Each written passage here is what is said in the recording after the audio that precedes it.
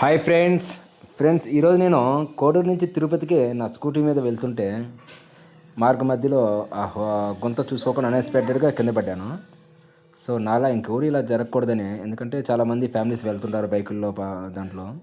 So నాలా ఇంకెవరు జరగకూడదనే ఉద్దేశంతో అక్కడే ఉన్న చిన్న చిన్న రాళ్ళు వేసి గుంతలు పూడ్చాను. పక్కన వర్క్ చేస్తున్న రైతుల దగ్గర పోయి పార తీసుకునేసి ఆ పారతో నేనే స్వయంగా ఆ ఉన్న గుంతని మట్టేసి అంతా పూడ్చాను ఫ్రెండ్స్. సో నేను చేసిన ఈరోజు ఈ ఒక మంచి పని నాకు నా మనసుకి చాలా సాటిస్ఫాక్షన్గా ఉంది, చాలా సంతోషంగా. సో ఈ వీడియో చూసిన రోజు లైక్ సబ్స్క్రైబ్ చేసుకోండి ఫ్రెండ్స్, ప్లీజ్. Thank you.